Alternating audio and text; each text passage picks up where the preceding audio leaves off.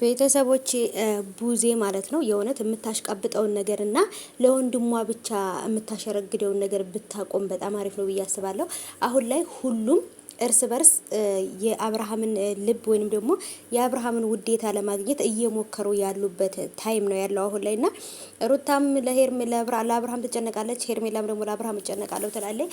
ትናንትናም በተሰራው ቪዲዮ አይታችሁ ከሆነ በጣም ትልቅ ትርምስምስና ድብልቅልቅ ነገር ነበር የተፈጠረውና አብርሃም እንደውም አሁን የፈራሁት እኔ እነሱ ባደረጉት ነገር ተናዶ በፍቅርና በሩታ ምክንያት ተበሳጭቶ ሄርሜላን የፍቅር ጥያቄዋንም ሁሉ ነገር ተቀብሎ ሁሉ ነገር እንደ በፊቱ እንትን ብለው ታርቀው አብሮ እንዳይኖር ነው የፈራሁት። ሰላም ውዶች እንዴት ናችሁ? ደህና ናችሁ ወይ? ከኔ ጋር ሁሉ ሰላም ነው። አጠር ያለ ቪዲዮ ነው ይዤላችሁ የመጣሁት። በጣም ቢዚ ነኝ ስራዬ ነው ውዶች እና ባይቦቼ እንግዲህ ያው ትናንትና በተሰራው ነገር አይታችኋል። ሰላማችሁ እናንተም ባላችሁበት ሰላማችሁ ብዝት ይበልልኝ። እንዴት ናችሁልኝ? ይሄንን ቪዲዮ እያያችሁ አትለፉት።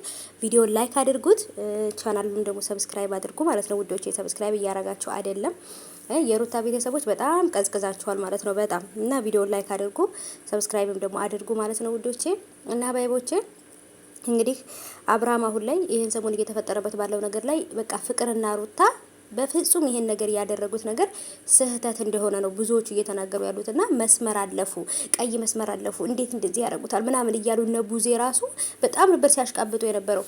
የሩታ ህመም ልጅ ያለ አባት ማሳደጓ በሱ ጥፋት ህይወቷን እንደዚህ መስቀልቅል ማድረጉ ሳይታያቸው እንዴት ከፍቅር ጋር ተባብራ እንዴት እንደዚህ በስሜቱ እንትን ትልበታለች፣ እንዴት እንደዛ ነገር ውስጥ ተከተዋለች ብለው ወንድሞቹ እና እህቶቹ በጣም ሌላ ነገር ሲያወሩ ነበር ማለት ነው የአብርሃም እና እኔ ግራ የገባኝ ነገር ምንድነው?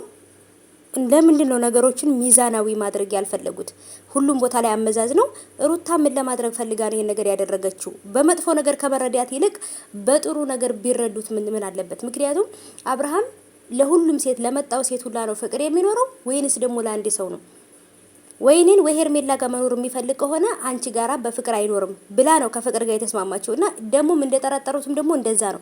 አሁንም ሌላ ሴት ብትመጣ አብርሃም ተከትሎ ነው የሚሄደው። ምክንያቱም በቃ ተበላሽቷል፣ ሴት አውል ሆኗል ማለት ነው። ይጨብላቃ